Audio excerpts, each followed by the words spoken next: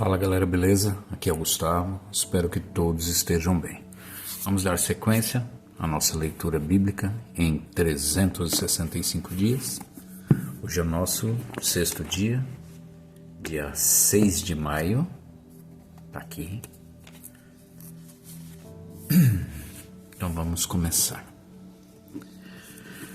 Começa em Ruth 2:1 até 4:22. Noemi tinha um parente por parte do marido. Era um homem rico e influente. Pertencia ao clã de Elimeleque e chamava-se Boaz. Ruth, a moabita, disse a Noemi: "Vou recolher espigas no campo daquele que me permitir." "Vá, minha filha", respondeu-lhe Noemi. Então ela foi e começou a recolher espigas atrás dos ceifeiros. Casualmente entrou justo na parte da plantação que pertencia a Boaz, que era do clã de Elimeleque. Naquele exato momento, Boaz chegou de Belém e saudou os ceifeiros: "O Senhor esteja com vocês." Eles responderam: "O Senhor te abençoe." Boaz perguntou ao capataz dos ceifeiros: "A quem pertence aquela moça?" O capataz respondeu: "É uma moabita que voltou de Moabe com Noemi. Ela me pediu que a deixasse recolher e juntar espigas entre os feixes após os ceifeiros. Ela chegou cedo e está em pé até agora. Só sentou-se um pouco no abrigo." Disse então Boaz a Ruth: "Ouça bem, minha filha, não vá colher noutra lavoura, nem se afaste daqui. Fique com minhas servas. Preste atenção onde os homens estão ceifando e vá atrás das moças que vão colher. Darei ordem aos rapazes para que não toquem em você. Quando tiver sede, beba da água dos potes que os rapazes encheram." Ela inclinou-se e, prostrada com o rosto em terra, exclamou: "Porque achei favor a seus olhos, ao ponto de o Senhor se importar comigo, uma estrangeira." Boaz respondeu: "Contaram-me tudo o que você tem feito por sua sogra, depois que você perdeu seu marido. Como deixou seu pai, sua mãe e sua terra natal para viver com um povo que você não conhecia bem. O Senhor retribua a você o que você tem feito. Que seja ricamente recompensada pelo Senhor, o Deus de Israel, sob cujas asas você veio buscar refúgio." E disse ela: "Continue eu a ser bem acolhida, meu senhor. O Senhor me deu ânimo e encorajou sua serva, e eu sequer sou uma de suas servas." Na hora da refeição, Boaz lhe disse: "Venha cá, pegue um pedaço de pão e molhe-o no vinagre." Quando ela se sentou junto aos ceifeiros, Boaz lhe ofereceu grãos tostados. Ela comeu até ficar satisfeita e ainda sobrou. Quando ela se levantou para recolher espigas, Boaz deu estas ordens a seus servos: "Mesmo que ela recolha entre os feixes, não a repreendam. Ao contrário, quando estiverem colhendo, tirem para ela algumas espigas dos feixes e deixem-nas cair para que ela as recolha, e não a impeçam." E assim Ruth colheu na lavoura até o entardecer. Depois debulhou o que tinha juntado, quase uma arroba de cevada. Carregou-a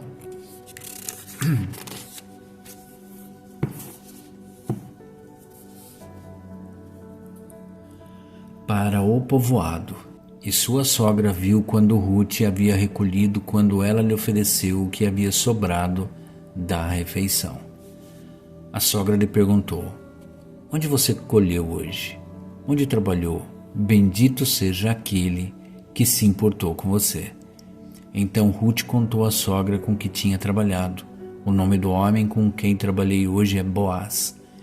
E Noemi exclamou: "Seja ele abençoado pelo Senhor, que não deixa de ser leal e bondoso com os vivos e com os mortos." E acrescentou: "Aquele homem é nosso parente. é um dos nossos resgatadores. E Ruth, a moabita, continuou, pois ele mesmo me disse também: fique com os meus ceifeiros, até que terminem toda a minha colheita.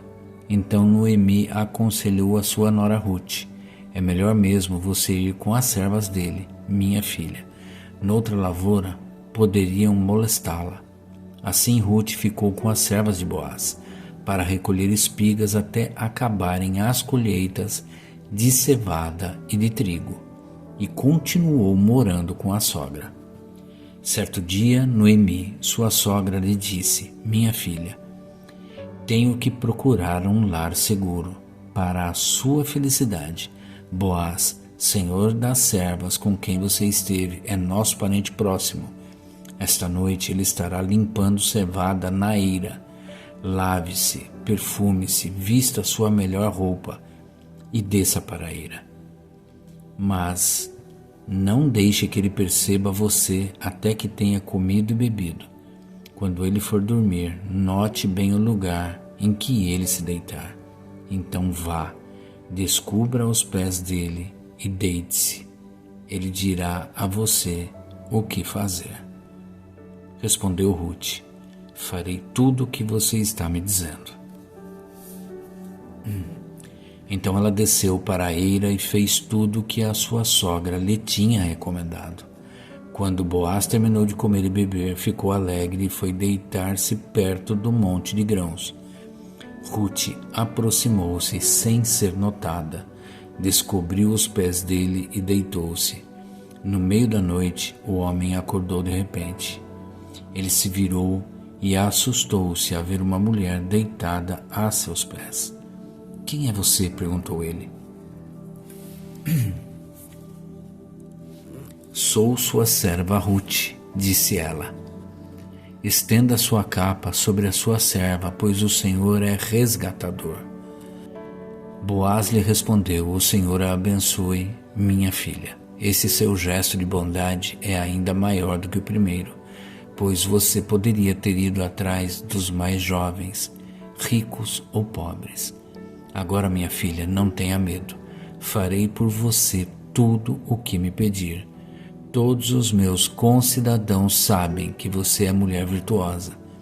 É verdade que sou resgatador, mas há um outro que é parente mais próximo do que eu. Passe a noite aqui.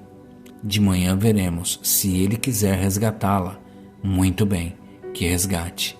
Se não quiser, juro pelo nome do Senhor que eu a resgatarei. Deite-se aqui até de manhã. Ela ficou deitada aos pés dele até de manhã, mas levantou-se antes de clarear para não ser reconhecida. Boaz pensou: ninguém deve saber que esta mulher esteve na eira. Por isso disse: traga-me o manto que você está usando e segure-o. Ela o segurou, e o homem despejou nele 6 medidas de cevada e o pôs sobre os ombros dela. Depois ele voltou para a cidade. Quando Ruth voltou à sua sogra, esta lhe perguntou: como foi, minha filha? Ruth lhe contou tudo o que Boaz lhe tinha feito e acrescentou: ele me deu estas 6 medidas de cevada, dizendo: não volte para sua sogra de mãos vazias. Disse então Noemi: agora espere, minha filha, até saber o que acontecerá. Sem dúvida, aquele homem não descansará enquanto não resolver esta questão hoje mesmo. Enquanto isso, Boaz subiu à porta da cidade e sentou-se exatamente quando o resgatador que ele havia mencionado estava passando por ali. Boaz o chamou e disse: meu amigo, venha cá e sente-se. Ele foi e sentou-se.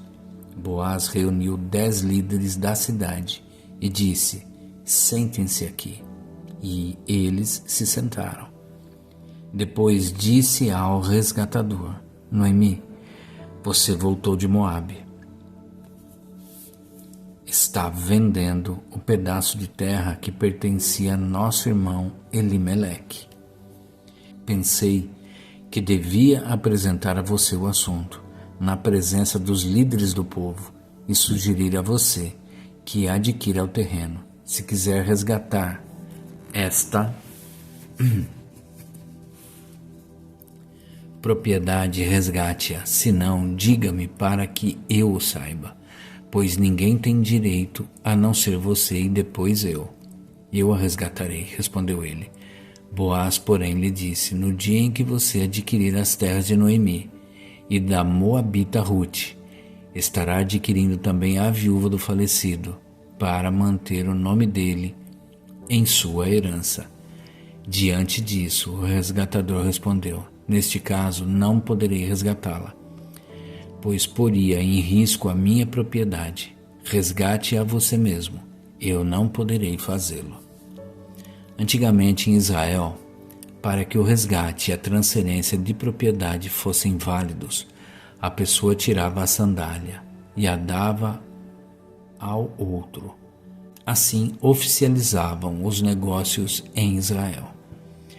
Quando, pois, o resgatador disse a Boaz: adquira você mesmo, tirou a sandália. Então Boaz anunciou aos líderes e a todo o povo ali presente: vocês hoje são testemunhas de que estou adquirindo de Noemi toda a propriedade de Elimeleque, de Quilion e de Malom. Também estou adquirindo o direito de ter como mulher a Moabita Ruth, viúva de Malom, para manter o nome do falecido sobre a sua herança e para que o seu nome não desapareça do meio de sua família ou dos registros da cidade. Vocês hoje são testemunhas disso. Os líderes e todos os que estavam na porta confirmaram: somos testemunhas. Faça o Senhor com essa mulher que está entrando em sua família, como fez com Raquel e Lia, que juntas formaram as tribos de Israel. Seja poderoso em Efratá e ganhe fama em Belém. E com os filhos que o Senhor conceder a você dessa jovem, seja a sua família como a de Pérez, que Tamar deu a Judá. Boaz casou-se com Ruth, e ela se tornou sua mulher. Boaz a possuiu, e o Senhor concedeu que ela engravidasse dele e desse à luz um filho. As mulheres disseram a Noemi: louvado seja o Senhor, que hoje não a deixou sem resgatador. Que o seu nome seja celebrado em Israel. O menino dará a você nova vida e a sustentará na velhice, pois é filho da sua nora, que a ama e que é melhor do que 7 filhos para você. Noemi pôs o menino no colo e passou a cuidar dele. As mulheres da vizinhança celebraram o seu nome e disseram: Noemi tem um filho. E lhe deram o nome de Obed. Este foi o pai de Jessé, pai de Davi. Esta é a história dos antepassados de Davi, desde Pérez. Pérez gerou Esrom. Esrom gerou Rão. Rão gerou Aminadab. Aminadab gerou Naasson. Naasson gerou Salmão. Salmão gerou Boaz. Boaz gerou Obed. Obed gerou Jessé. Jessé gerou Davi. Sequência: João 4, de 43 a 54. Depois daqueles 2 dias, ele partiu para a Galiléia. O próprio Jesus tinha afirmado que nenhum profeta tem honra em sua própria terra. Quando chegou a Galiléia, os galileus deram-lhe boas-vindas. Eles tinham visto tudo o que ele fizera em Jerusalém, por ocasião da festa da Páscoa, pois também haviam estado lá. Mais uma vez ele visitou Caná da Galiléia, onde tinha transformado água em vinho. E havia ali um oficial do rei cujo filho estava doente em Cafarnaum.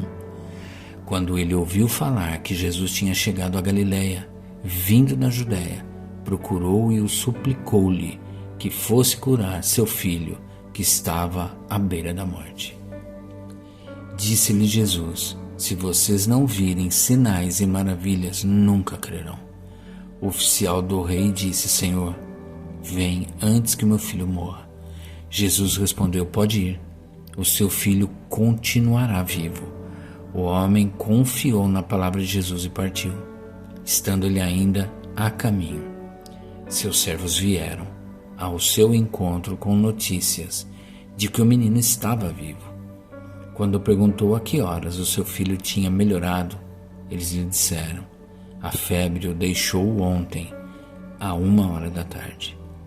Então o pai constatou que aquela fora exatamente a hora que Jesus lhe dissera: o seu filho continuará vivo. Assim creram ele e todos os de sua casa.